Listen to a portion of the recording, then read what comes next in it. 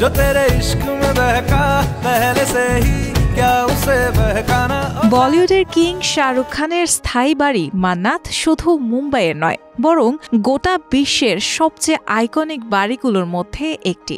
ভারতের heritage status পাওয়া এই বিলাসবহুল বাড়িটি শুধু একটি বাড়ি নয়, এক ধরনের স্মৃতির স্মারক। শাহরুখের জন্মদিনে কিংবা অন্য যে কোনো উৎসবে তার এক ঝলক দেখার জন্য ভক্তরা যেন হুমড়ি খেয়ে পড়েন মান্নাতের সামনে, স্রেফ এক নজর তার প্রিয় সুপারস্টারকে দেখতে।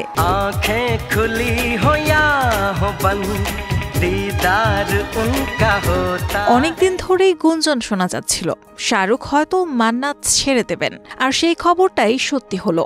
সদ্যই সপরিবারে ওই কিংবদন্তি বাড়িটি ছেড়ে দিয়েছেন শাহরুখ।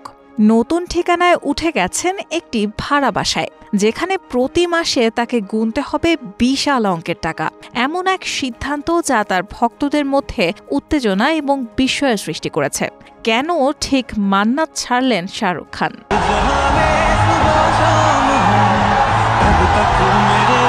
শাহরুখের মান্নাত ছাড়ার পেছনে মূল কারণ হলো বাড়ির সংস্কার। সূত্র অনুযায়ী অভিনেতা মুম্বাইয়ের বান্দ্রার পালি হিল এলাকায় একটি বিলাসবহুল 4তলা অ্যাপার্টমেন্ট ভাড়া নিয়েছেন। যতদিন মান্নাতের সংস্কার কাজ চলবে ততদিন পুরো পরিবার সহ নতুন এই বাসায় থাকবেন কিং খান। গত সোমবার থেকে শুরু হয়ে গেছে তাদের বাড়ি বদলানোর কাজ এবং ভক্তদের কৌতূহল বেড়েই চলছে। এবার নতুন মান্নাতে কি কি পরিবর্তনের দেখা মিলবে, এই প্রশ্নই ঘুরপাক খাচ্ছে ভক্তদের মনে।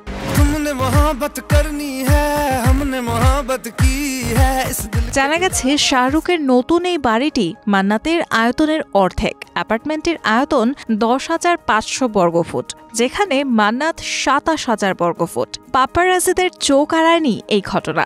দেখা গেছে শাহরুখ তার ম্যানেজার পূজা তাদলানি এবং মেয়ে সুহানা খানের সাথে নতুন বাড়িতে প্রবেশ করেছেন। শোনা যাচ্ছে নায়ক প্রায় 2 বছর সেখানে বসবাসের পরিকল্পনা করেছেন।